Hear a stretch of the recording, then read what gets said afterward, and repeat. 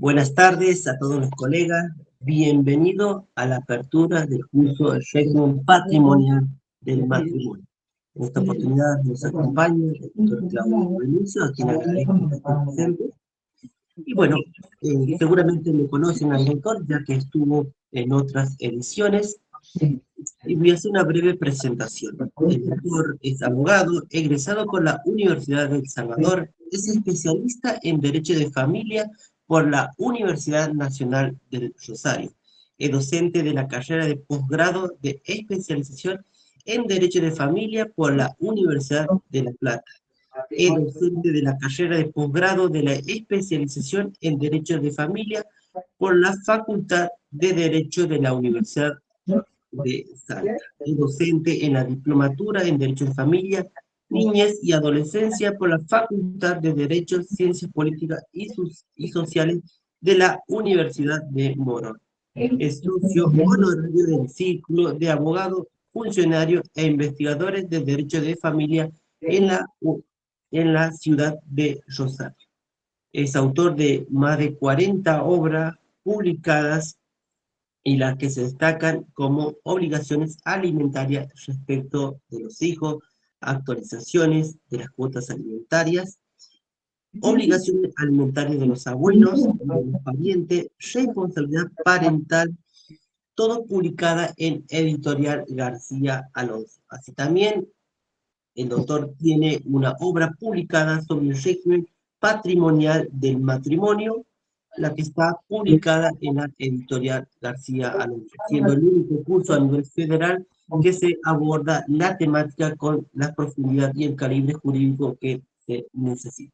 A continuación, ya seguramente conocen la modalidad de cada intervención, voy a hacer mención del detalle. El doctor estará dando la primera intervención hasta el 18:15.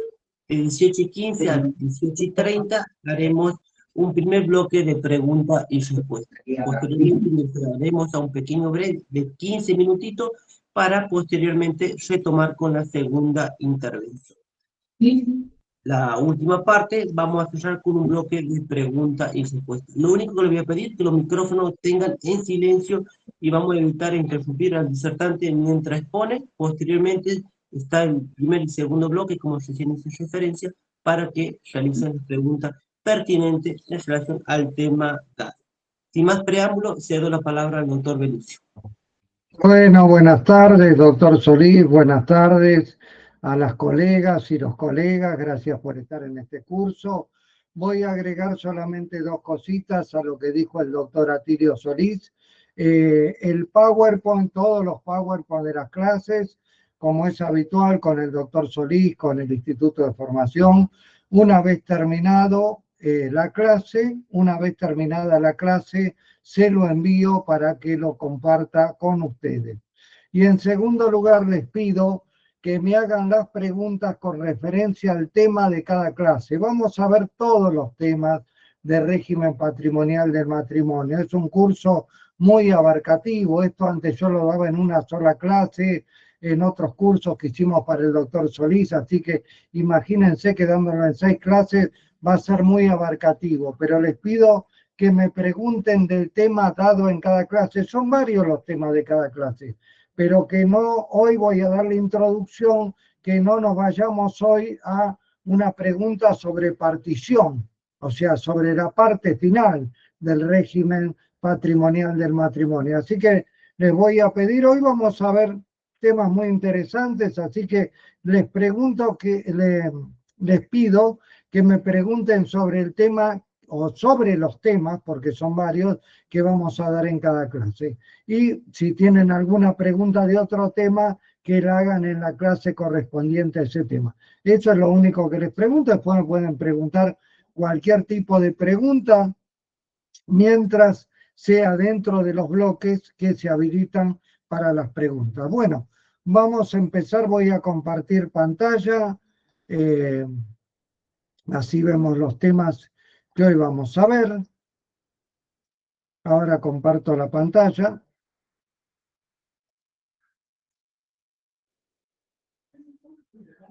Ahí se está viendo, doctor. Perfecto, doctor, muy bien. Bueno, Buenísimo. Entonces vamos a empezar hoy con el curso de régimen patrimonial del matrimonio. Vamos a ver varios temas, ustedes ya han visto el programa, y hoy vamos a ver todos estos temas. En la medida que el tiempo alcance, vamos a ver estos temas. En primer lugar, el régimen patrimonial del matrimonio, como régimen patrimonial específicamente que rigen el matrimonio. Después vamos a ver las convenciones pre- y postmatrimoniales. Especialmente a esto le vamos a dedicar bastante tiempo porque es una institución muy interesante que a veces no es aplicado en nuestro derecho por falta de conocimiento, pero tiene en la práctica es muy bueno las convenciones pre- y postmatrimoniales. Después vamos a ver las características que tiene el régimen de comunidad de bienes, es decir, el régimen bajo el cual vamos a transitar. La mayoría de estas clases van a girar dentro del régimen de comunidad de bienes. Si bien en la anteúltima clase vamos a ver el régimen de separación de bienes, pero lo más abundante a analizar es el régimen de comunidad de bienes, y acá en esta primera clase vamos a dar las características del régimen de comunidad de bienes y al final vamos a decir de este análisis de las características en qué situaciones fácticas se debería de recomendar aplicar el régimen de comunidad de bienes y no el de separación de bienes. Vamos a ver también el sistema de calificación de los bienes en el nuevo código, que es muy distinto al sistema de calificación de los bienes que contenía el viejo Código Civil ya derogado. Y por último vamos a ver la administración y disposición de esos bienes. ¿Qué pasa con la administración y disposición de los bienes gananciales? ¿Y qué pasa con la administración y disposición de los bienes propios de cada cónyuge? A modo de introducción, vamos a hablar del régimen patrimonial del matrimonio, y así como a partir del matrimonio se desprenden efectos personales respecto de ambos cónyuges, es indudable que también se generan efectos patrimoniales que no encuentran solución adecuada en las normas referidas a las obligaciones, a los contratos y a los derechos sobre los bienes debido a las particularidades de la unión matrimonial. A partir de la celebración del matrimonio se producen, tanto entre los cónyuges como entre estos y terceras personas, un conjunto de relaciones patrimoniales que a lo largo de la historia ha ocasionado el surgimiento y evolución de diversos marcos legales, los que suelen denominarse como regímenes patrimoniales o regímenes patrimoniales del matrimonio. Cabría la posibilidad, podríamos imaginarnos, la posibilidad de prescindir de toda normativa específica con relación al patrimonio en la unión matrimonial, dejando las relaciones patrimoniales entre cónyuges en el ámbito de la autonomía de las voluntades de cada cónyuge y de la aplicación de las normas de derecho común. Sin embargo, tenemos que decir que esto no es posible, dado que el particular carácter de la unión matrimonial y la comunidad de vida y los intereses que ésta genera, los intereses económicos que ésta genera, ha justificado la existencia de alguna regulación específica de variado alcance e intensidad, incluso en los regímenes de mayor libertad contractual orientados hacia la separación de bienes. Por ello, en todas las legislaciones modernas se establecen regímenes patrimoniales dentro del matrimonio a fin de regular la propiedad, la administración y disposición de los bienes que los cónyuges tenían antes de contraer nupcias, como así también los derechos que adquieran una vez celebrado el matrimonio, la forma en que los cónyuges deben contribuir a solventar los gastos que genera el matrimonio y las causas de disolución del régimen patrimonial del matrimonio y la eventual liquidación de ese régimen patrimonial del matrimonio. El régimen patrimonial del matrimonio lo podemos definir como el conjunto de normas jurídicas que regulan las relaciones patrimoniales de los cónyuges entre sí y también las relaciones patrimoniales, como lo vamos a ver a través de este curso, no solo de los cónyuges entre sí, sino con terceras personas, mejor dicho, con terceros acreedores.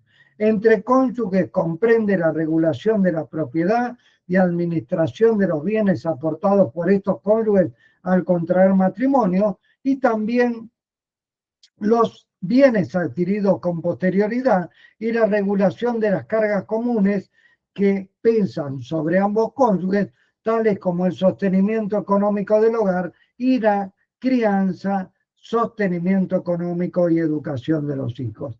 En tanto, en las relaciones con terceras personas, se trata de armonizar el interés patrimonial de los cónyuges y los terceros con quienes hayan establecido relaciones jurídicas de tinte económico.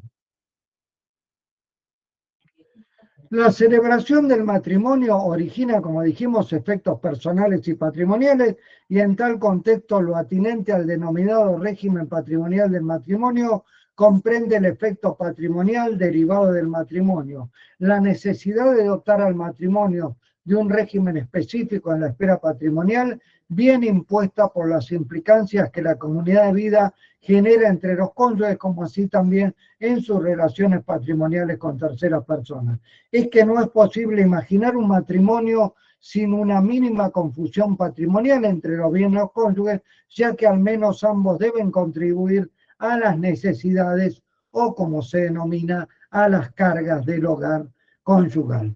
Por ello se hace necesario la denominación de un régimen patrimonial específico que regule las relaciones patrimoniales derivadas del matrimonio. Sin embargo, se ha cuestionado en alguna época si resulta imprescindible regular un régimen patrimonial específico para el matrimonio, y en ese sentido, en alguna doctrina había propuesto que la regulación económica entre los cónyuges podía derivarse de la normativa que atañe al derecho de las obligaciones y al derecho de los contratos. Sin embargo, el análisis de las distintas legislaciones nos lleva a aseverar que todas las legislaciones han adoptado un régimen patrimonial específico que regule al matrimonio, si bien con distintas variantes. No vamos a ver, yo no la quiero hacer esta clase muy teórica, por lo tanto, no vamos a ver, como puedo dar quizá en otra clase, las distintas variantes de régimen patrimoniales que han adoptado las diversas legislaciones.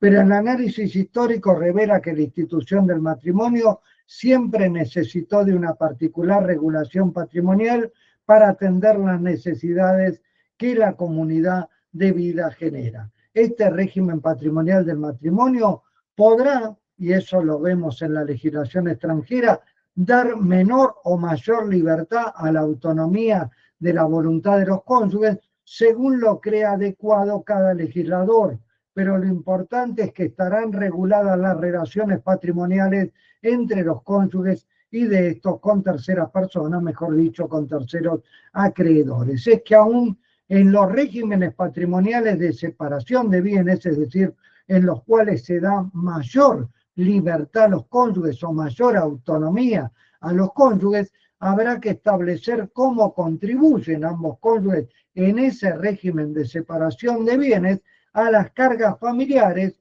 y cómo se responde frente a deudas contraídas con terceros acreedores para cubrir las necesidades de la familia, lo cual no puede ser resuelto por el derecho aplicable a las obligaciones y contratos en general. Los aspectos que puede establecer un régimen de bienes en el matrimonio son los siguientes. En primer lugar, el carácter más o menos imperativo que atribuye a la ley para su regulación y el espacio que reconoce el legislador a la voluntad de los esposos en dicho ordenamiento, lo que puede incluir la previsión de más de un régimen, abriendo opciones a los cónyuges para su elección, como hoy en día es en el derecho argentino. Puede contemplar también el régimen patrimonial del matrimonio, el comienzo y la conclusión del régimen y la posibilidad de modificar o cambiar ese régimen durante la unión matrimonial, como también lo permite actualmente nuestro derecho. También puede contemplar los alcances y límites de la libertad de los cónyuges para contratar entre sí, como también lo contempla nuestro derecho, cercenándolo en la comunidad de bienes y no limitándolo en la separación de bienes. También podría contemplar la definición de la propiedad de los bienes y de su destino a la extinción del régimen. También tendría que contemplar las facultades y límites de los cónyuges en la administración de los bienes y también en la disposición de los bienes. También las responsabilidades de los cónyuges entre sí para la contribución a lo que se denomina cargas del hogar o cargas comunes. También, y esto es fundamental, la responsabilidad de los cónyuges frente a terceros acreedores, estableciendo si es solo esa responsabilidad frente a terceros acreedores del cónyuge que contrajo la deuda, o es concurrente o es solidaria, como sucede en nuestro derecho. También debería contemplar los derechos y responsabilidades recíprocos entre los cónyuges al momento de la extinción del régimen patrimonial del matrimonio. Bueno, vamos a hecho esta introducción a los regímenes patrimoniales del matrimonio. No nos quisimos introducir, como dije, había mucho más para hablar de este tema en la legislación extranjera, porque haríamos esta clase bastante teórica, y lo que queremos ir a las cuestiones prácticas que establece nuestra legislación. Pero sepan que hay distintos regímenes patrimoniales en cada una de las legislaciones de nuestro mundo, y por lo tanto algunas legislaciones van a permitir una mayor autonomía de la voluntad de los cónyuges y otras van a ser medianamente restrictivas con la autonomía de la voluntad, como parecería ser nuestro derecho actual, y otras van a ser absolutamente limitativas de la autonomía de la voluntad, como era el régimen anterior que se denominaba en el viejo código ya derogado, de sociedad conyugal. Bueno, vamos a empezar por un tema no demasiado aplicado en la práctica, y creo que esto lo tenemos que analizar, no está demasiado arraigada en nuestras costumbres, sí en la legislación, porque esto viene del Código Civil anterior, ya lo vamos a ver, del Código de Vélez, pero no está demasiado arraigada en nuestras costumbres las convenciones prematrimoniales, y yo creo que habría que ir adoptándolas cada vez con mayor asiduidad, porque tienen temas bastante importantes que después, establecidos ciertos temas en estas convenciones prematrimoniales, me van a solucionar temas muy fundamentales, sobre todo al momento de la extinción de la comunidad de bienes y también al momento de la liquidación y partición de esos bienes. Bueno, las convenciones prematrimoniales son los acuerdos convenidos por los futuros cónyuges tendientes a regir sus aspectos patrimoniales conforme lo permite cada legislación vigente. Las convenciones prematrimoniales o este instituto lo podemos encontrar con otras denominaciones, porque estas convenciones prematrimoniales no solo están en nuestro derecho, sino que se hallan en distintos derechos, tampoco esto lo vamos a analizar en profundidad, pero se conocen también en otros derechos, pero quizá con otras denominaciones, como las capitulaciones matrimoniales en España, o los contratos matrimoniales en Alemania, o convenciones nupciales en otras legislaciones. El contenido y alcance de estas convenciones depende de cada legislación, pues algunas legislaciones otorgan una mayor amplitud en cuanto a los temas que se pueden plasmar respecto de estas convenciones prematrimoniales, y otras lo hacen de manera más restringida. Vamos a ver que en nuestro país no tiene una amplitud muy grande los temas que se pueden tratar o los temas que se pueden estipular en una convención prematrimonial. Por eso la enumeración en nuestro derecho es taxativa de los temas que se pueden estipular o determinar en una convención prematrimonial, y no tienen la posibilidad de agregarse otros temas como en otras legislaciones. No es un instituto nuevo en nuestro derecho, ya que Vélez en su Código Civil ya la regulaba en los artículos 1217 y siguientes, aunque con distinto alcance, con un alcance más limitado, según vamos a ver, bajo la denominación no de convenciones prematrimoniales, sino de convenciones matrimoniales. Pero en el derecho argentino, por ejemplo, en el viejo código, si bien existían estas convenciones denominadas en ese momento matrimoniales, no era posible mediante estas convenciones, por ejemplo, porque también hay otras innovaciones, pero esta es la innovación principal del nuevo código, elegir un régimen patrimonial para que los futuros contrayentes, a fin de que gobernara su régimen patrimonial del matrimonio. En consecuencia, las convenciones prematrimoniales o convenciones matrimoniales, como se las llamaba en el Código Civil ya derogado, tenían un carácter restrictivo, ya que entre los temas permitidos en el viejo código ya derogado no se encontraba la posibilidad de que los futuros cónyuges pudieran elegir el sistema patrimonial que iba a regular su matrimonio. Las convenciones prematrimoniales actualmente se encuentran establecidas en el artículo 446 del Código Civil y Comercial de la Nación, que dice: antes de la celebración del matrimonio, los futuros cónyuges pueden hacer convenciones que tengan únicamente los objetos siguientes, es decir, limita los temas bajo los cuales se pueden establecer esos temas para regular en las convenciones prematrimoniales. En primer lugar, se podrá designar y producir la designación y el avalúo de los bienes que cada cónyuge lleva al matrimonio, es decir, los que posea o de los cuales sea titular antes de la celebración de las nupcias. En segundo lugar, se podrá establecer la enunciación de las deudas que cada uno de los cónyuges tenga con anterioridad a la celebración del matrimonio.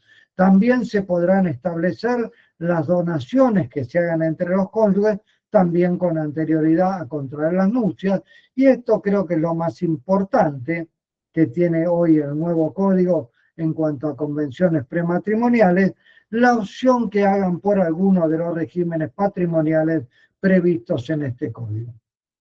En el nuevo código se ha mantenido la posibilidad de que los futuros cónyuges celebren convenciones prematrimoniales y a su vez se han ampliado los temas o las cuestiones que pueden ser objeto de este tipo de acuerdos prematrimoniales. Si bien es sabido que no se trata de una práctica frecuente en nuestro país, al haberse flexibilizado o ampliado su temario, es de esperar que se realizarán con más frecuencia estas convenciones prematrimoniales. De acuerdo a cómo están reguladas actualmente las convenciones prematrimoniales en nuestro derecho, podemos señalar las siguientes características de estas convenciones prematrimoniales. Son optativas para los futuros cónyuges, es decir, no están obligados los cónyuges por el hecho de contraer nupcias celebrar convenciones prematrimoniales. Son voluntarias y tendrán que contar con la anuencia de ambos cónyuges.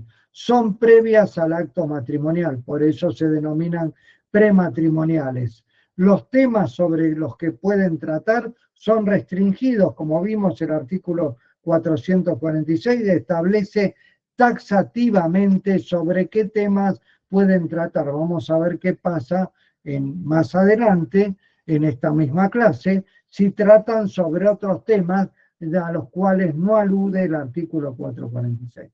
Son formales, ya que se requiere escritura pública. Esto no es algo doctrinario ni jurisprudencial, sino que está establecido en la propia legislación, como también lo vamos a ver que está establecido en otro artículo. Es decir, requieren no solo que sean por escrito, sino que sea por escritura pública estas convenciones prematrimoniales. Vamos a ver también qué sucede actualmente, porque el código tenía otra solución, pero qué sucede actualmente a criterio de la doctrina, porque todavía esto no ha sido plasmado en algún fallo, si no se efectúan las convenciones prematrimoniales por escritura pública. Las pueden efectuar quienes cuenten con mayoría de edad. Y vamos a ver respecto de esto que hay una imposibilidad de efectuar estas convenciones prematrimoniales para los menores de edad que no se hayan emancipado y que requieran la dispensa judicial para contraer matrimonio y que no pueden, como vamos a ver, ni efectuar donaciones entre sí estos menores de edad, ni tampoco pueden elegir el régimen patrimonial del matrimonio. Son condicionales a la celebración de las nupcias, esto es muy importante, es decir, siempre van a regir para el futuro siempre que las nupcias se hayan celebrado o inclusive que una vez celebradas las nupcias el matrimonio no sea declarado nulo. Es decir, siempre van a estar condicionadas a la celebración del matrimonio y a que ese matrimonio haya resultado válido. Son accesorias al matrimonio, pues dependen de la validez del matrimonio, lo que decía antes, es decir, tiene que no ser declarado nulo ese matrimonio con posterioridad a la celebración de la nupcia. Es decir, tiene que tratarse de un matrimonio válido para que esas convenciones prematrimoniales tengan efecto. No tienen plazo con relación a la fecha de celebración de la nupcia. Esto es importante destacarlo porque es una pregunta que surge habitualmente. Las convenciones prematrimoniales pueden ser establecidas por escritura pública con todas las formalidades sobre solo los temas en los cuales se pueden plasmar las convenciones prematrimoniales. Por ejemplo, en el 2025 y el casamiento, las nupcias se contraen en el 2027, ¿siguen teniendo validez? Sí, no tienen un plazo ni de caducidad ni de prescripción. Por lo tanto, si los futuros cónyuges no han fallecido o fallecido uno de ellos o han contraído matrimonio con otra persona, por ejemplo, esas convenciones prematrimoniales no tienen un plazo de validez con relación a la fecha de celebración de la nupcia. Y pueden ser sometidas a modalidades o a plazo. Esto opina la doctrina y así establece Néstor Solari que pueden ser sometidas a modalidades y así opina que si se opta por el régimen de separación de bienes, los futuros cónyuges podrían acordar que ese régimen será aplicado solo al régimen de separación de bienes, no al de comunidad de bienes. Por eso Solari aclara, si se opta por el régimen de separación de bienes, los futuros cónyuges podrían acordar que ese régimen de separación de bienes será aplicable hasta determinado plazo o bien que comenzarán a regirse por tal régimen a partir de una fecha determinada. Y que también podrían imponerse condiciones como someterse a ese régimen de separación de bienes hasta que uno de los cónyuges obtenga trabajo. Es la opinión doctrinaria de Néstor Solari, pero similar pensamiento tiene Carlos Ariana, en cuanto expresa que los contrayentes podrán pactar que el régimen elegido durará determinado plazo o regirá a partir de determinada fecha, con relación, reitero, al régimen de separación de bienes. En el primer caso, que es el régimen elegido de separación de bienes durará determinado plazo, se tratará de un plazo resolutorio o que regirá a partir de determinada fecha, se tratará de un plazo suspensivo.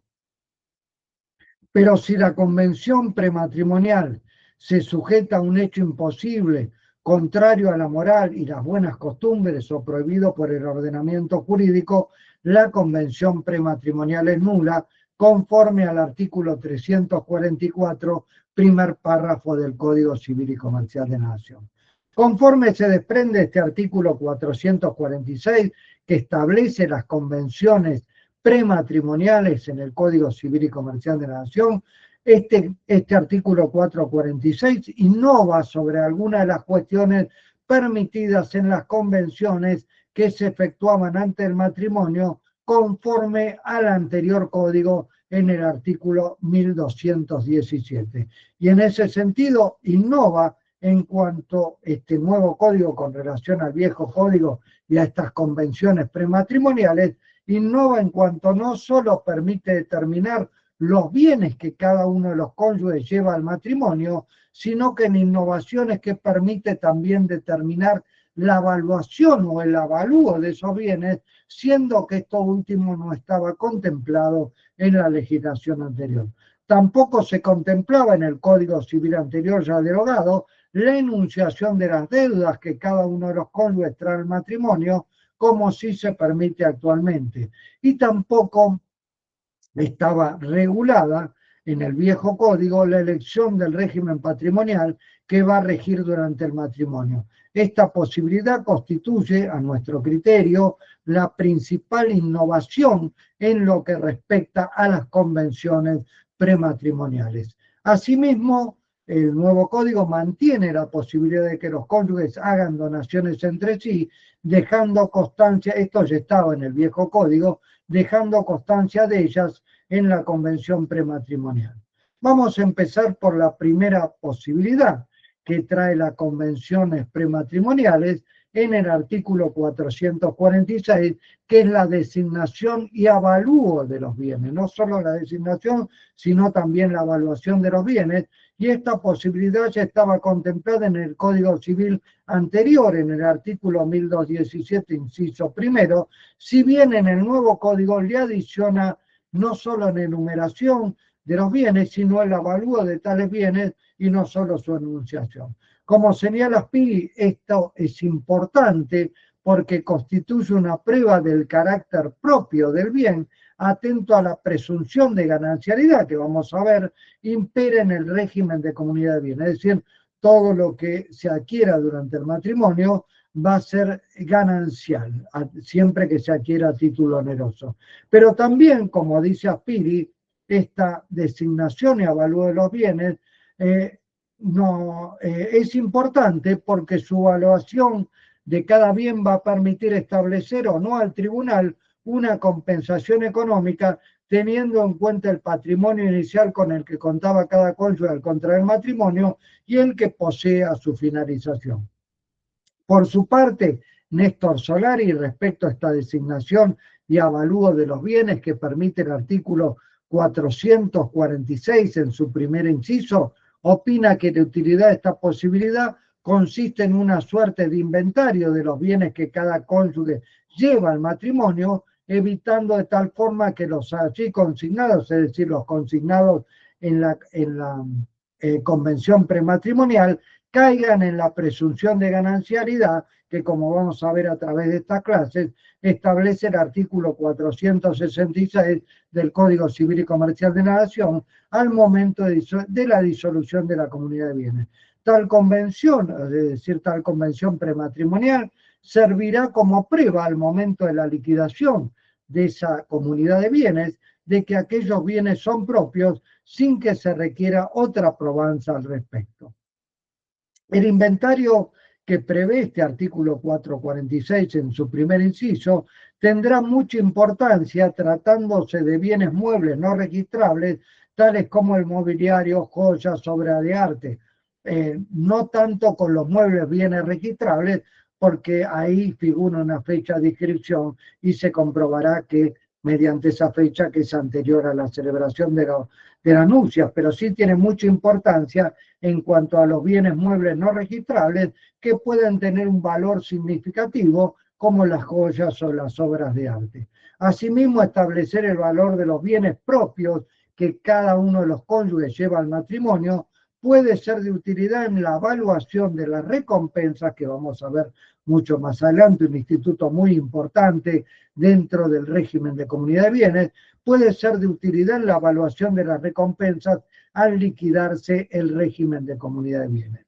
También el segundo inciso de este artículo 446 permite que se declaren las deudas que cada uno de los cónyuges lleva o tiene antes de contraer matrimonio. Como bien señala Spiri, eso es importante porque se diferenciarán con total claridad las deudas que son personales de cada cónyuge y a las cuales deberá atender con su propio patrimonio. Eso es congruente con lo que determina el artículo 490, inciso A, del Código Civil y Comercial de la Nación, en cuanto a que son obligaciones personales de cada uno de los cónyuges las contraídas antes del comienzo de la comunidad de bienes.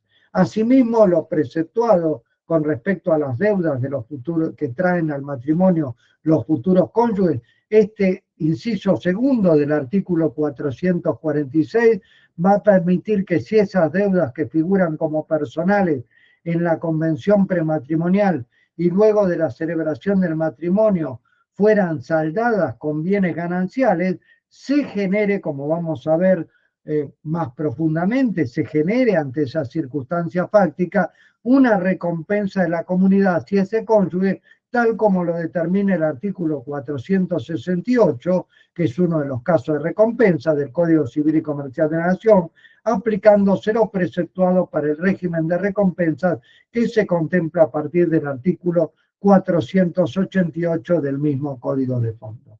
Sin embargo, con respecto a la deuda que llevan al las deudas personales que llevan al matrimonio cada uno de los futuros cónyuges y que pueden ser declaradas en una convención prematrimonial, como acertadamente lo hace notar Solari, esta posibilidad que brinda la nueva legislación no excluye que existan otra u otras deudas que hayan sido omitidas por uno o ambos cónyuges, o bien que hayan sido contraídas después de esta convención, pero antes de la celebración de las nupcias y no hayan sido declaradas en la convención prematrimonial oportunamente celebrada. Otro tema que puede ser plasmado en las convenciones prematrimoniales es las donaciones que se hagan los futuros cónyuges entre sí. Y así el artículo 451 del Código Civil y Comercial de la Nación determina que las donaciones hechas en las convenciones prematrimoniales se rigen por las disposiciones relativas al contrato de donación y que solo tienen efecto si el matrimonio se celebra. Se desprende de este artículo 451 del Código de Fondo que las donaciones que se hicieran los futuros esposos a través de las convenciones prematrimoniales se regirán como todas las donaciones que se hagan terceros entre sí, rigiendo por lo tanto la normativa para las donaciones en general. La remisión a las normas relativas al contrato de donación, artículo 1542 y siguiente del Código Civil y Comercial de la Nación, convalida que estas donaciones entre futuros esposos son realmente verdaderas donaciones. Pero esas normas generales relativas a las donaciones serán aplicables, como ya dijimos, siempre que el matrimonio se celebre, es decir, son condicionales a la celebración de las nupcias. En virtud de la remisión al contrato de donación que establece el artículo 451 para las donaciones que se hagan en las convenciones prematrimoniales, estas donaciones son revocables por inejecución de los cargos o por ingratitud del donatario. En caso de nulidad del matrimonio, será revocable la donación solo por el cónyuge de buena fe, conforme lo establece dentro de la legislación o de las normas que rigen la nulidad del matrimonio, el artículo 429, inciso B, del Código Civil y Comercial de la Nación. En cambio, el divorcio actualmente, al haberse eliminado todo vestigio de inocencia o sobre todo de culpabilidad, no es causa de revocación de las donaciones que se hubieran efectuado en las convenciones prematrimoniales. Por otra parte, cabe recordar que los menores de edad, si han sido autorizados judicialmente a casarse, no pueden incluir donaciones en las convenciones prematrimoniales porque así lo determina explícitamente el artículo 450 del Código Civil y Comercial de la Nación. Al respecto de este supuesto que determina el artículo 450, que los menores que han contraído matrimonio bajo la autorización judicial, cabe recordar que el inciso F del artículo 403 impide que toda persona que tenga menos de 18 años contraiga matrimonio, pero efectuada este principio de que no puede contraer matrimonio una persona menor de 18 años, otro artículo, el artículo 404 también del Código de Fondo, decreta en su primera parte que en el supuesto del inciso F del artículo 413, es decir, personas menores de 18 años que quieren contraer matrimonio, el menor de edad que no haya cumplido la edad de 16 años puede contraer matrimonio, pero siempre previa dispensa judicial. En tanto, el menor que haya cumplido la edad de 16 años puede contraer matrimonio con autorización de sus representantes legales. Y a falta de esta autorización, puede hacerlo previa dispensa judicial. Como podemos observar, el primer párrafo del artículo 404 del Código de Fondo decreta que el menor que no haya alcanzado los 16 años podrá contraer matrimonio, pero siempre previa dispensa judicial. Asimismo, esa primera parte del artículo 404 faculta al menor que tenga entre 16 y 18 años a contraer nupcias, siempre que cuente con la autorización de sus representantes legales o a falta de aquella con la dispensa judicial. Es decir, que pese a lo terminante del artículo 413 en su inciso F, que dice que los menores de 18 años no pueden contraer en principio matrimonio, quien no alcanzó los 18 años de edad podrá contraer matrimonio, a saber, menor de edad que no ha cumplido 16 años,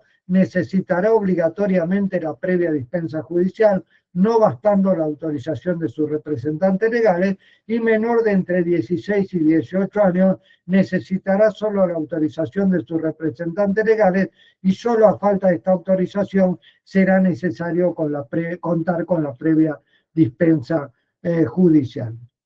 Es decir, que aquellos menores que tienen autorizadas sus nupcias a través de la autorización judicial o de la dispensa judicial, no podrán, por más que puedan casarse, no podrán efectuar donaciones de un cónyuge al otro en las convenciones prematrimoniales. Solamente los menores de edad que requieran dispensa judicial, no los menores de edad que solamente han requerido, los de 16 a 18 años, que contaron con la autorización legal de sus representantes.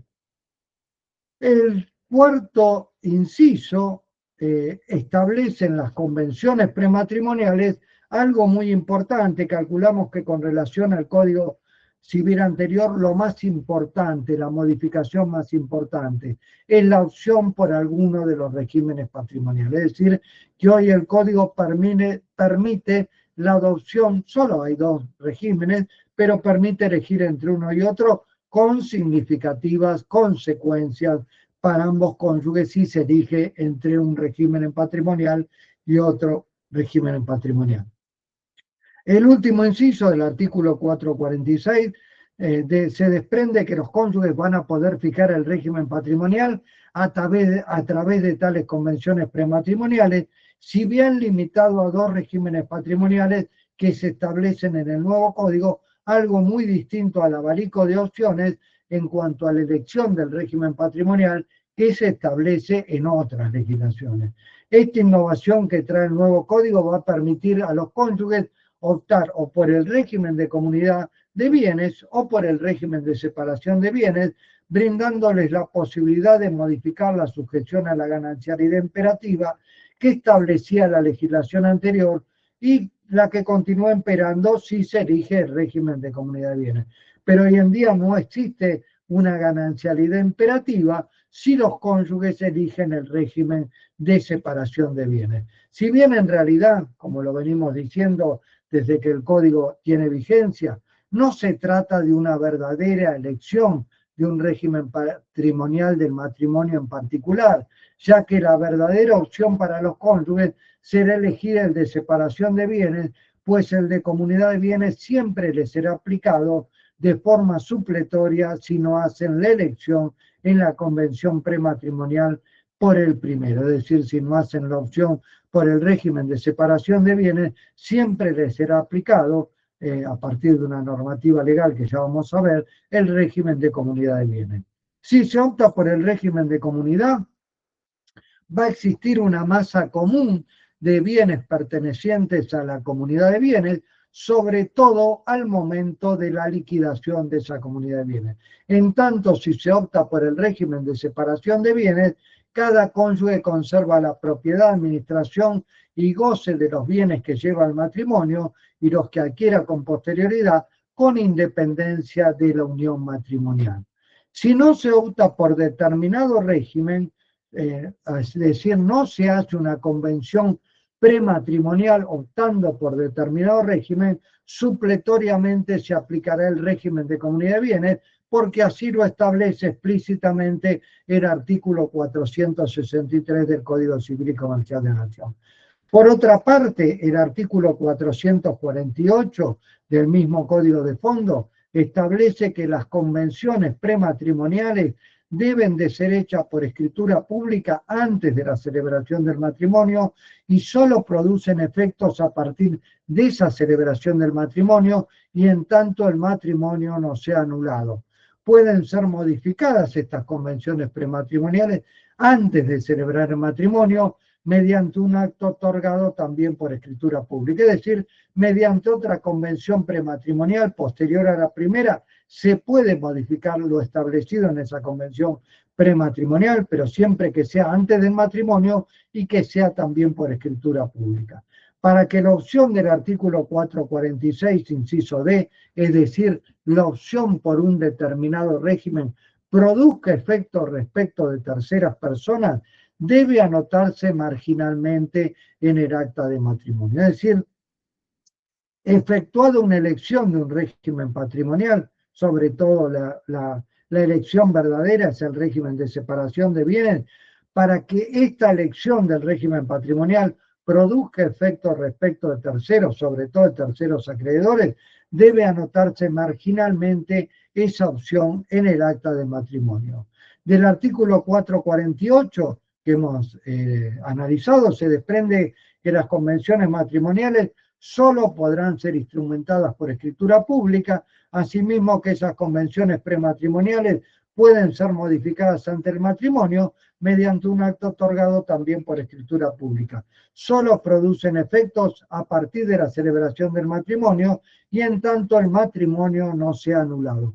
Por último, para que el régimen de comunidad o separación de bienes produzca sus efectos respecto de terceras personas, debe anotarse marginalmente en el acta de matrimonio. También acá hay una limitación que decreta el artículo 650 para los menores de edad que hayan sido autorizados judicialmente para casarse. En ese caso no solo no pueden hacer donaciones entre sí, como lo vimos, sino que tampoco pueden ejercer la opción de régimen patrimonial del matrimonio establecida en el artículo 446, inciso D. Es decir, no pueden optar por el régimen de separación de bienes y siempre van a tener, si son autorizados judicialmente para casarse, el régimen de comunidad de bienes.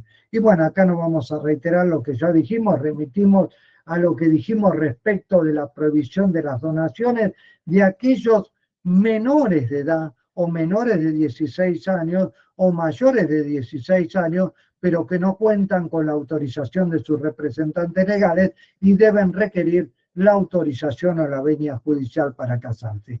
En ambos casos no van a poder elegir, acá les paso las diapositivas porque es una reiteración de esta prohibición de elegir el régimen de lo que dije en cuanto a la prohibición para efectuarse donaciones entre sí. Bueno. Y respecto de esto, a este tema de la prohibición de elegir el régimen patrimonial con el que van a celebrar o bajo el cual va a regir su matrimonio, esto ha sido criticado por la doctrina.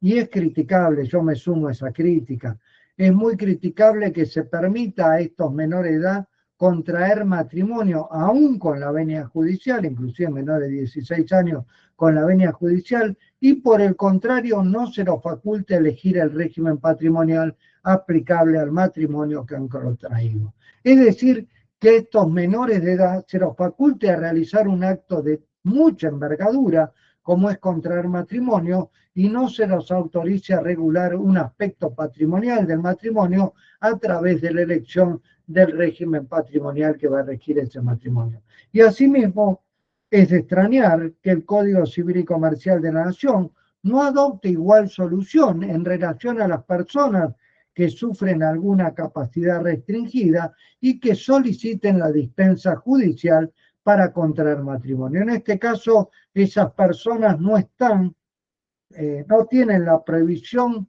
como sí tienen los menores de edad que requieren la autorización judicial para casarse. Aquellas personas no tienen la prohibición de elegir el régimen patrimonial como lo tienen las personas menores de edad. Sin embargo, una vez para este tema de la prohibición del caso del menor autorizado judicialmente para contraer nupcias, tenemos que decir que una vez que ese menor que ha sido autorizado judicialmente para contraer nupcias haya contraído matrimonio y se hubiera emancipado por causa de matrimonio, podrá modificar el régimen de comunidad de bienes y adoptar el de separación de bienes siempre que haya pasado un año desde que celebró el matrimonio, en virtud de lo que vamos a ver, que hay que dejar pasar un año para el cambio de régimen una vez que ese cambio de régimen se produzca durante el matrimonio, y esto lo dispone el artículo 449 del Código Civil y Comercial de la Nación. Es decir, esta pregunta me la han hecho muchas veces. Alguien que no pudo, un menor de edad, que no pudo elegir el régimen patrimonial por haber tenido que contraer matrimonio con autorización judicial, ¿puede después elegir el régimen patrimonial una vez que ya se encuentra casado o se encuentra en unión matrimonial? Sí, siempre que deje pasar un año, porque ya es un menor que ha sido emancipado y por lo tanto puede elegir el régimen patrimonial del matrimonio, pero siempre que haya pasado un año desde que celebró el matrimonio y de la vigencia del régimen de comunidad, porque antes de un año no se puede cambiar de régimen, antes de la vigencia de ese régimen primigenio que se eligió por un año, no se puede cambiar de régimen por lo dispuesto en el artículo 449, que ya lo vamos a ver.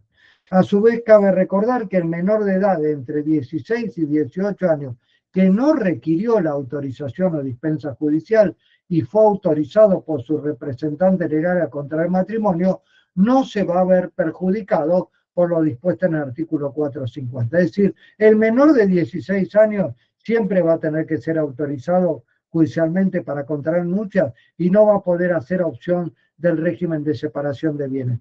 Pero el menor de entre 16 y 18 años que se casó o contrajo nupcias con la autorización de su representante legal y no requirió la autorización judicial, sí va a poder en una convención prematrimonial elegir el régimen de separación de bienes. Forma de las convenciones prematrimoniales, y esto está regulado en el artículo 448, que las convenciones prematrimoniales deben ser hechas por escritura pública y antes de la celebración del matrimonio, y solo producen efectos a partir de esa celebración y en tanto el matrimonio no sea anulado. Del artículo 448 se desprende que las convenciones matrimoniales solo podrán ser instrumentadas por escritura pública, no se contempla de otra forma para esa celebración de las convenciones prematrimoniales, ni aún para la opción de optar por uno de los dos regímenes matrimoniales. Es decir, no se podrá ante el oficial del registro civil aducir cuál de los dos regímenes patrimoniales, por cuál de los dos regímenes patrimoniales se opta. No es la forma que establece el artículo 448, sino que la elección requiere la previa escritura pública. El Código Civil y Comercial opta por la escritura pública, siguiendo el modelo de legislación, por ejemplo, de Francia, de España y de Bélgica. Pero a diferencia del Código Civil derogado, que también exigía el Código de Vélez que estas convenciones se hicieran por escritura pública, suprimió la sanción expresa de nulidad si no se realizaba mediante escritura pública. Por lo tanto, al no tener una sanción expresa de nulidad, para Carlos Ariana, al no contener el Código Civil y Comercial de la Nación esa sanción expresa de nulidad, como así lo hacía el artículo 1223 del anterior Código Civil, considera que la convención matrimonial es un negocio jurídico de solemnidad relativa. Por lo tanto, la convención prematrimonial celebrada en un instrumento privado constituirá una obligación de hacer y el cónyuge renuente podría ser compelido a cumplirla.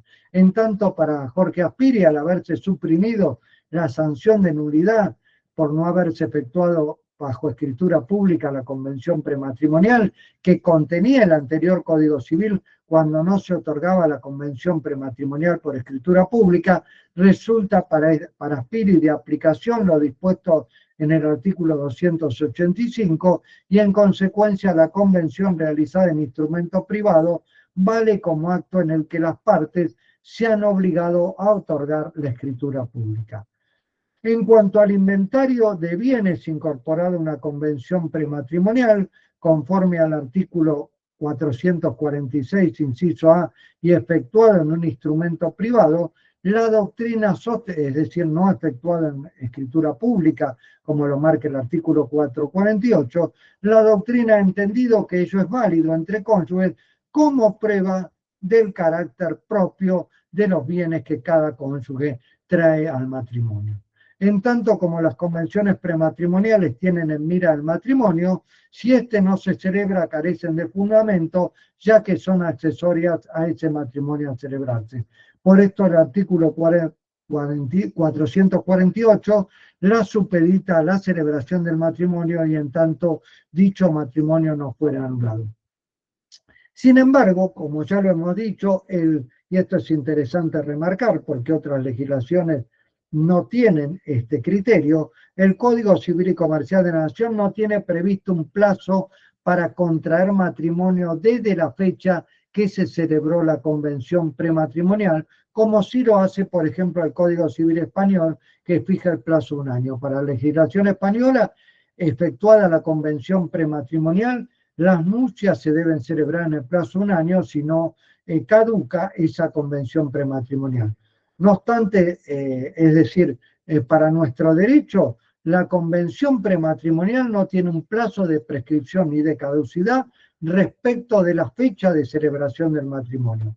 No obstante, va a ser ineficaz dicha convención, lógicamente, si uno de los cónyuges durante ese plazo, es decir, desde que se efectuó la convención prematrimonial hasta la celebración del matrimonio o la celebración de las nupcias, uno de los cónyuges contrae matrimonio con otra persona, constituye una unión convivencial o fallece, dicha convención prematrimonial va a ser ineficaz.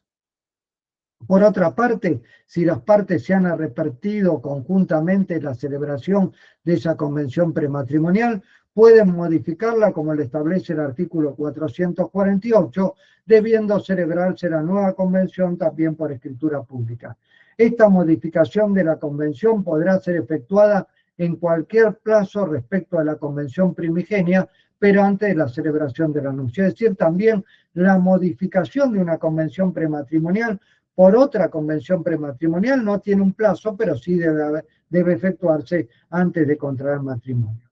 Asimismo, el artículo 448 expresa que dicha convención debe anotarse marginalmente en la partida de matrimonio para que se tenga efecto respecto de terceros, pero ello solo se refiere a la opción que hagan los futuros cónyuges respecto de la elección del régimen patrimonial del matrimonio. Es decir, solo esta anotación marginal en la partida de matrimonio se refiere a la elección del régimen patrimonial y no a los otros temas que se contemplan en el artículo 446 para las convenciones prematrimoniales. Nulidad de las convenciones prematrimoniales que tengan por objeto otros temas. Y en este caso esto es regulado explícitamente en el artículo 447. Toda convención entre los futuros cónyuges sobre cualquier otro tema u objeto relativo a su patrimonio que se convenga en una convención prematrimonial es de ningún valor, por lo cual la enumeración que efectúa este artículo 446 en cuanto a los temas que se pueden celebrar en una convención prematrimonial es taxativa y no enunciativa respecto de estos temas. toda otra cuestión contemplada en las convenciones prematrimoniales que no esté entre las que enumera el artículo 446 es de ningún valor, como lo establece de forma muy clara el artículo siguiente, el artículo 447. Asimismo, como lo hace notar Roveda, ello también significa que los cónyuges no pueden realizar convenciones prematrimoniales que posibiliten modificar algunos de los aspectos del régimen de comunidad o de separación de bienes, como la posibilidad, por ejemplo, de combinar ambos regímenes, como sí lo permiten otras legislaciones. Por lo cual, como señala Carlos Ariana, si hubieran optado por el régimen de comunidad, tampoco podrán convenir la renuncia a la ganancialidad o su distribución entre partes o la distribución de los bienes gananciales por partes iguales, ni alterar el régimen de administración o de gestión de los bienes gananciales. Del mismo modo, si hubieran optado por el régimen de separación de bienes en una convención prematrimonial, les estará vedado modificar la administración y gestión de los bienes personales, la contribución a las cargas familiares y la responsabilidad de las deudas frente a terceros acreedores. Y por nuestra parte, como hemos dicho en una de nuestras obras y lo hemos dicho en las clases que dimos en otros talleres de formación profesional, las compensaciones económicas pueden ser renunciables por parte de los cónyuges, pero no en oportunidad de celebrar las convenciones prematrimoniales. Es decir, no están dentro de los temas que se pueden tratar dentro de las convenciones prematrimoniales y por lo tanto la renuncia anticipada a la fecha de la celebración del matrimonio de las compensaciones económicas que se podrán pedir entre los cónyuges, solicitar entre los cónyuges o de un cónyuge a otro luego de finalizar el matrimonio, no podrá ser renunciada a través de una convención prematrimonial. Nulidad de las convenciones prematrimoniales que tengan otros objetos. Para Solari, en este artículo 447, que limita los temas a efectuar en una convención prematrimonial, es donde el nuevo código sigue limitando la autonomía de la voluntad entre los cónyuges, como lo hacía el Código Civil anterior. Dice Solari que salvo la opción por el régimen patrimonial y limitada solo a 2 regímenes patrimoniales, no se asigna a los futuros cónyuges la posibilidad de convenir sobre otros temas a los que faculta expresamente la normativa legal. Para Solari, en ese aspecto, el Código sigue imponiendo normas de orden público y limitando la autonomía de la voluntad de los cónyuges. Entiende Solari que se debió proceder como en las normas que regulan los pactos de convivencia en las uniones convivenciales, es decir, establecer que el principio general es la autonomía de la voluntad y de excepción las cláusulas o condiciones prohibidas. En el supuesto de que las partes incorporen a la convención prematrimonial otras cuestiones ajenas a lo que establece el artículo 446, corresponde declarar la nulidad de lo estipulado en la medida que sea separable del resto de la convención prematrimonial. La expresión que utiliza el artículo 447, que la incorporación de otros temas es de ningún valor, equivale sin duda a la nulidad de tales estipulaciones. Para alguna doctrina, para Zambrisi, se trata de una nulidad relativa por estar impuesta en interés de los cónyuges, en tanto para otra doctrina importante, como Carlos Ariana, se trata de una nulidad absoluta al ser una disposición de orden público. Vamos a ver ahora ya no las convenciones prematrimoniales, sino las convenciones postmatrimoniales. Es decir, nuestro código permite celebrar convenciones prematrimoniales y convenciones postmatrimoniales, si bien vamos a ver que ambas tienen diferencias entre ellas. Y esto lo trata las convenciones postmatrimoniales en el artículo 449, que dice: después de la celebración del matrimonio, el régimen patrimonial puede modificarse. Fíjense que solo alude al régimen patrimonial, solo puede modificarse por convención de los cónyuges. Esta convención puede ser otorgada después de un año de aplicación del régimen patrimonial convencional o legal, es decir, a partir de elegido el primer régimen patrimonial, y después de un año mediante también escritura pública. Para que el cambio de régimen produzca efectos respecto de terceros, debe anotarse marginalmente este cambio de régimen patrimonial en el acta de matrimonio. Y agrégalo más con respecto a los terceros. Los terceros acreedores anteriores a este cambio de régimen que acrediten sufrir perjuicios por tal motivo, es decir, por este cambio de régimen, pueden hacerlo declarar inoponible a ellos en el término de 1 año a contar desde que lo conocieron. Esto lo vamos a analizar. De la inmutabilidad del régimen del Código Civil ya derogado, el nuevo código pasa al principio opuesto, es decir, adopta el principio de mutabilidad del régimen patrimonial con cierta limitación temporal. Es decir, durante el régimen patrimonial, durante la vigencia de la unión matrimonial, se podrá modificar el régimen patrimonial del matrimonio una vez transcurrido 1 año de haberse adoptado el régimen patrimonial primigenio. El Código Civil y Comercial de la Nación, por lo tanto, adopta lo que la mayoría de las legislaciones actuales suscriben: la adopción del principio de mutabilidad del régimen patrimonial, si bien sujeta a ciertas formalidades y publicidad en protección a terceras personas. En el derecho europeo admiten este cambio de régimen durante el matrimonio Francia, Italia, Alemania, Bélgica, España. En tanto, en Latinoamérica lo suscriben las legislaciones de Brasil, Uruguay, Chile y Perú. Tal como se desprende de este artículo 449, luego de 1 año de haberse establecido el régimen patrimonial que lo va a regir, ambos cónyuges de común acuerdo pueden modificarlo. En consecuencia, se adopta un sistema de posible mutación del régimen patrimonial durante la vigencia del matrimonio, por lo cual los cónyuges pueden cambiar de régimen patrimonial todas las veces que lo estimen convenientes durante la unión matrimonial, siempre que haya pasado 1 año entre un régimen patrimonial elegido y el otro régimen patrimonial elegido con posterioridad.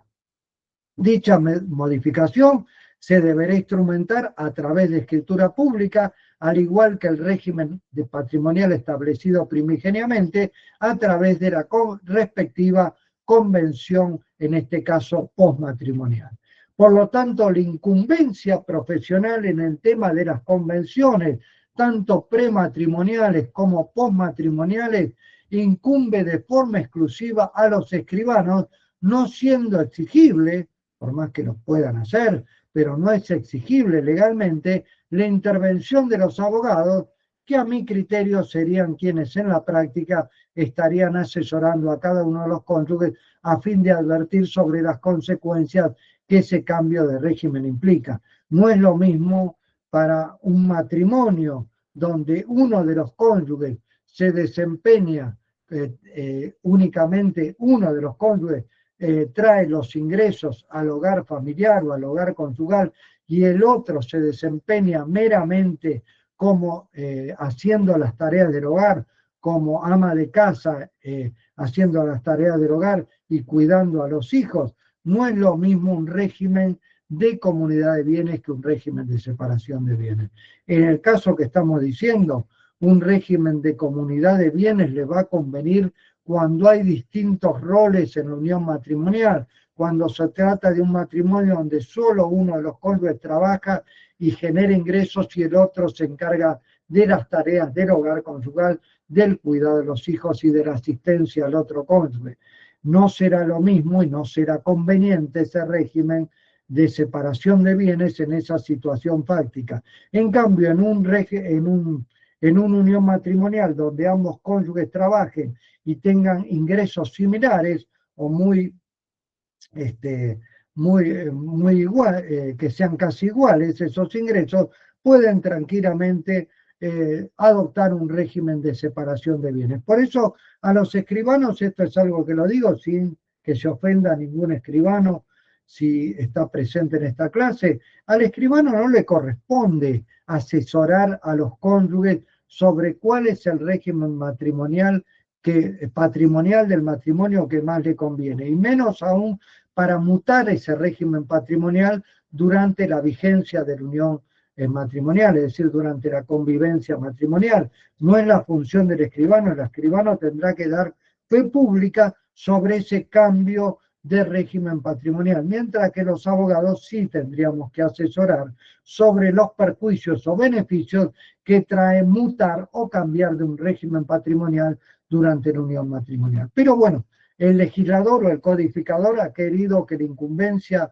profesional sea de los escribanos en este sentido de la elección del régimen patrimonial del matrimonio, tanto en las convenciones prematrimoniales como en las convenciones postmatrimoniales, y no haya tenido una incumbencia profesional obligatoria, por lo menos el abogado. Asimismo, como hace notar Roveda, tampoco esa convención postmatrimonial que establezca un cambio de régimen estará sujeta al Contralor Judicial. Es decir, no solo no es obligatorio que intervengan abogados en ese cambio de régimen, sino que tampoco ese cambio de régimen estará sujeto a un contralor de un juzgado o tribunal. Por lo tanto, queda libre esa elección o esa mutación de un régimen patrimonial a otro régimen patrimonial a criterio de ambos cónyuges solamente. Al igual que sucede en las convenciones prematrimoniales, para que este cambio de régimen produzca efectos respecto de terceros, deberá notarse marginalmente en el acta de matrimonio. De ahí que en tanto no se produzca esa anotación marginal en el acta de matrimonio, por más escritura pública que se haya realizado, esa convención matrimonial no será oponible a terceros. Es que la adopción del principio de mutabilidad durante el matrimonio conlleva la necesidad de proteger a terceras personas o terceros acreedores. El poder de agresión de los acreedores para ejecutar sus créditos sobre determinados bienes según el régimen patrimonial que gobierna el matrimonio no puede verse impedido por el cambio de régimen patrimonial. Ello se verificará en mayor medida cuando se pase del régimen de comunidad de bienes al de separación de bienes. Para evitar tales consecuencias negativas a los acreedores, es que el Código Civil y Comercial de la Nación establece que el cambio de régimen debe anotarse marginalmente en la partida de matrimonio e inclusive le concede a los acreedores anteriores a ese cambio de régimen una acción de inoponibilidad en el supuesto de que la variación del régimen patrimonial les ocasione perjuicios. Así, los acreedores anteriores al cambio de régimen que sufran perjuicios por tal motivo pueden hacerlos declarar inoponible a ellos por el término de 1 año a contar desde que lo conocieron. Es decir, si los acreedores anteriores al cambio de régimen acreditaran sufrir perjuicio por esa modificación, podrán hacerla declarar inoponible a ellos en el término de 1 año desde que la conocieron. La inoponibilidad constituye una categoría de la ineficacia de los actos jurídicos establecida por la ley que priva un negocio válido y eficaz entre las partes de sus efectos frente a determinados terceros a quienes la ley protege, permitiéndoles oponerse a tal negocio celebrado entre los cónyuges. Se trata de una protección especial para acreedores anteriores al cambio del régimen, en cuyo caso la sola inscripción marginal en el acta de matrimonio no será suficiente para hacerles oponible cuando dicho cambio de régimen patrimonial les ocasiona un perjuicio. Es que el cónyuge que contrajo una deuda durante el régimen de comunidad de bienes puede acordar con el otro la extinción y liquidación de esa comunidad de bienes y el establecimiento del régimen de separación de bienes, atribuyéndose en la partición los bienes inmuebles, por ser los más fáciles de ejecución, al cónyuge no deudor, y los bienes muebles de menor valor o los de más difícil identificación al cónyuge que es deudor. Pero más allá de esta inoponibilidad de terceros acreedores que se vean perjudicados por el cambio de régimen, cabe señalar, como lo destaca Ariana, que a ciertos acreedores el cambio de régimen les resultará indiferente para cobrar sus créditos, pues el propio Código Civil y Comercial de la Nación establece que tanto en el régimen de comunidad de bienes como en el de separación de bienes, ambos cónyuges responden por las obligaciones contraídas por uno de ellos para atender las necesidades del hogar o el sostenimiento y educación de los hijos, como lo estipula, es decir, una obligación concurrente para responder esas deudas, como lo está, perdón, una obligación solidaria para responder esas deudas, como lo establece el artículo 461. Por otra parte, los matrimonios que hayan celebrado sus nupcias antes de la entrada en vigencia del nuevo código podrán optar por el régimen de separación de bienes, pero siempre que tengan un año de celebrada esa unión matrimonial. Se podrá cambiar de régimen patrimonial tantas veces como lo quieran los cónyuges, ya que pasado un año de la elección de un régimen, se podrá mutar al otro. De efectuarse esto último, es decir, de mutarse varias veces de régimen patrimonial durante la unión matrimonial, habrá diversas liquidaciones según los periodos en que se hubiera optado por uno u otro régimen. Si se hiciera la liquidación de todos esos regímenes patrimoniales por los cuales se han mutado durante la vigencia del matrimonio, si se hiciera la liquidación de todos esos regímenes patrimoniales al momento de la disolución del matrimonio, ello podría en la práctica causar graves inconvenientes para efectuar tal liquidación. Para este supuesto, el Código Civil y Comercial de la Nación no contempla una solución específica, como sí lo hace en la etapa de liquidación de la comunidad de bienes, cuando dos o más comunidades de bienes se liquidan, y esto lo contempla el artículo 503 del Código Civil y Comercial, o para el caso de bigamia del artículo 504. En el primer caso se trata de dos comunidades de bienes sucesivas, es para el momento de la liquidación, es cuando se tiene que liquidar dos comunidades de bienes sucesivas, es decir, una persona se casó en primeras nupcias, se divorcia y no hace la liquidación de esa comunidad de bienes y se vuelve a casar con otra persona, y al momento de la extinción de la segunda comunidad o del segundo matrimonio se produce una liquidación simultánea, sucesiva de bienes. Y en el caso de bigamia es el caso donde hay dos matrimonios conjuntos y se tienen que liquidar dos comunidades de bienes simultáneas. No es el caso que estamos hablando, donde durante la vigencia del matrimonio se han mutado de regímenes patrimoniales varias veces durante la vigencia del matrimonio. Por eso, para solucionar este tema de las varias liquidaciones que habría que haber, se propone efectuar siempre la liquidación de determinado régimen patrimonial cuando se opte por otro régimen patrimonial durante el transcurso de la unión matrimonial.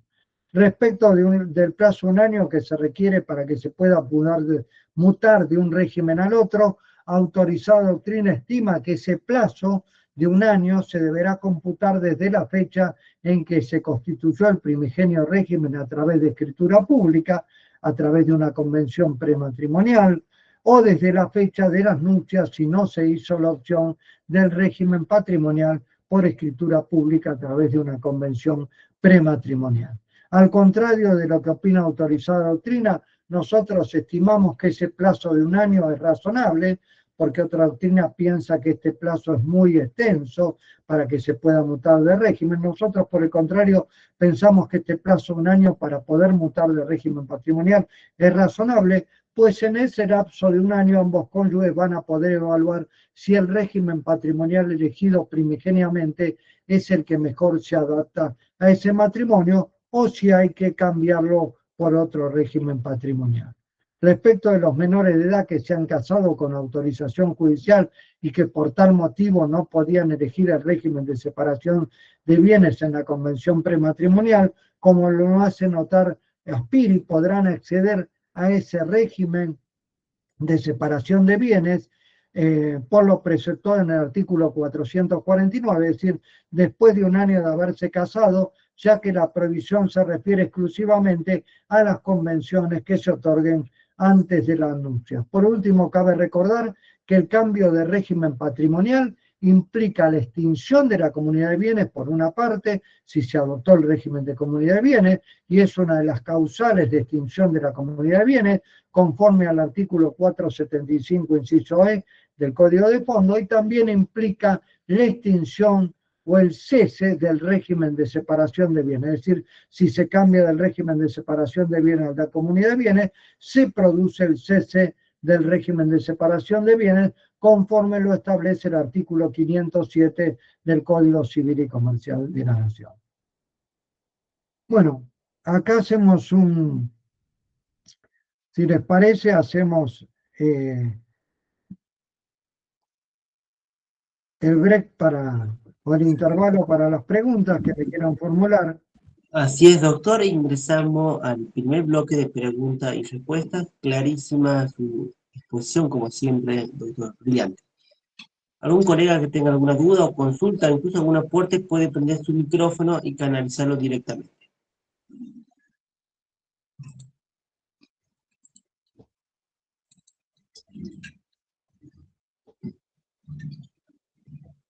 Posteriormente a esto vamos a ingresar a un pequeño break de 15 minutitos, como estipulamos en el inicio.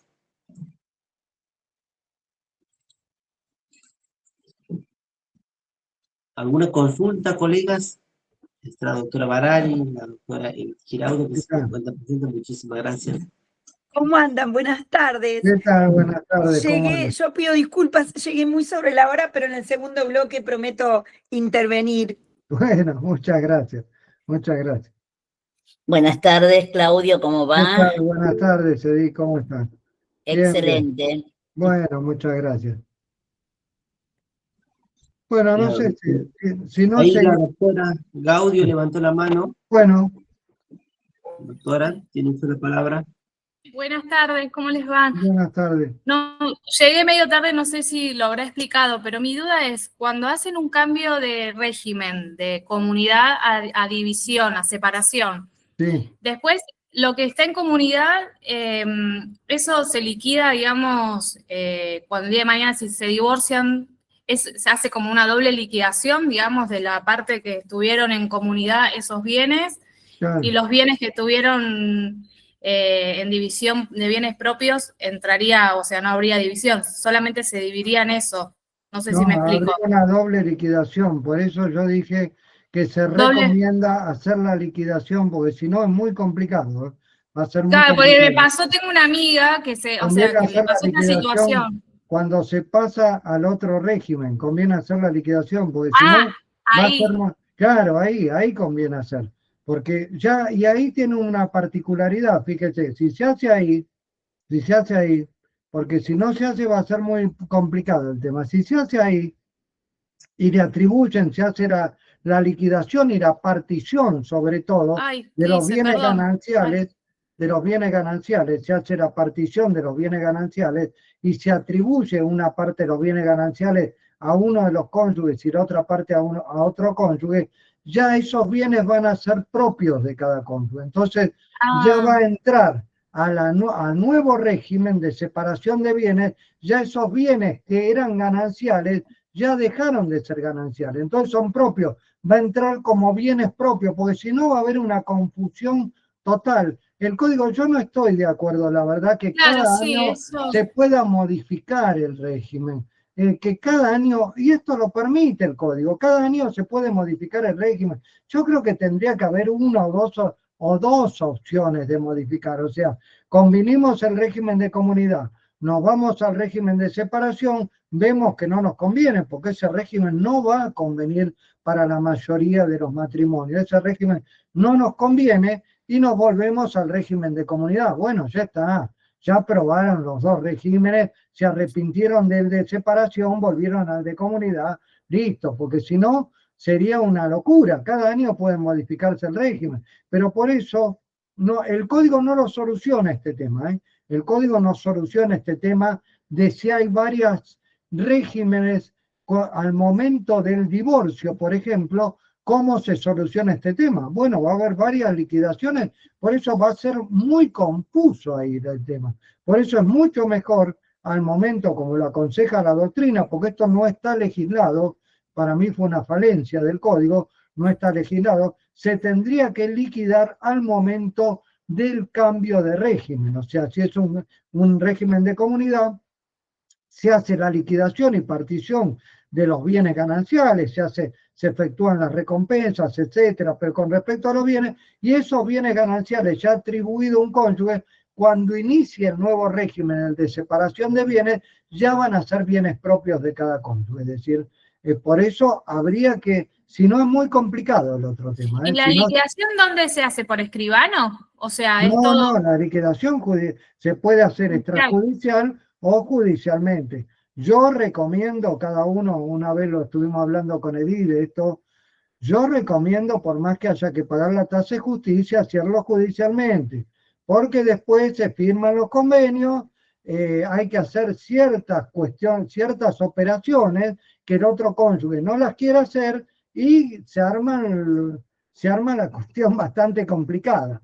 Entonces, por más que el abogado se lleve una porción de la tasación, como hablamos con Edith la otra vez, de la tasación en concepto honorario de los bienes y que tenga que pagar la tasa de justicia, uno recomienda hacerla judicialmente, pero no todos los cónyuges quieren hacerla judicialmente. Inclusive con Edith yo le comenté la otra vez que los cónyuges quisieron hacerla privadamente. Bueno, uno advierte las dificultades y se hace conjunto, pero en divorcios que las relaciones no son tan buenas. Entonces hacer un convenio privado de liquidación cuando las relaciones no son tan buenas, y es complicado, es complicado. No es porque uno quiera cobrar de honorarios, más allá de eso, y más allá de que tengan que poner un porcentaje de la evaluación fiscal, ¿no es cierto?,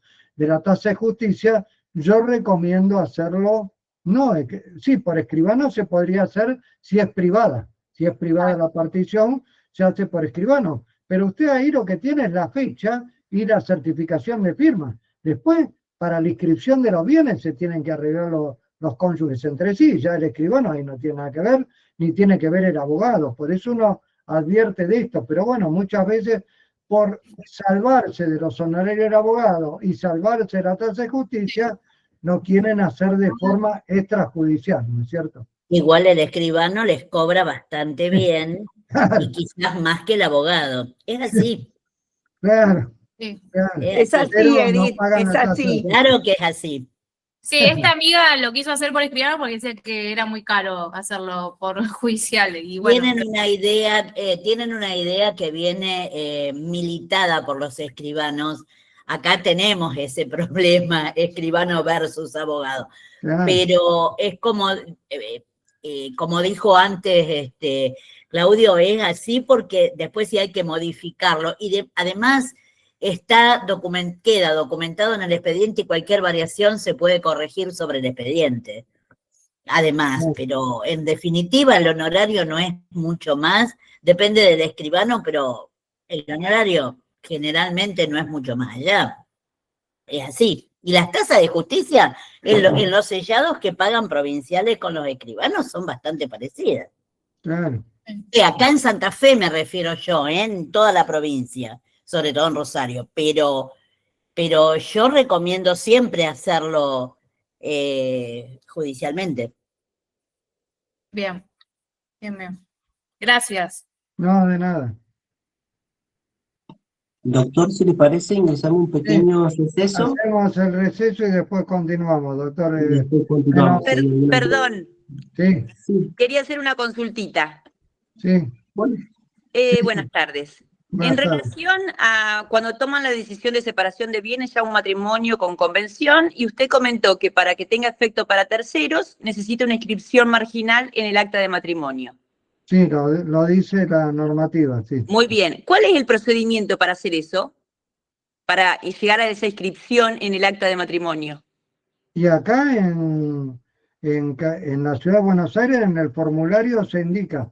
Acá en el formulario se indica, no sé en otras jurisdicciones. ¿Y Acá se en el llevará adelante a formulario- través del registro nacional no, en el registro provincial? No, del registro civil. Me Registro refiero al civil, registro claro. civil, donde Claro, se van a claro. casar se indica la elección del régimen en el formulario. Sí, eso cuando se van a casar y cuando después disponen la diferenciación, supongamos que eran en común y después piden la Y separación.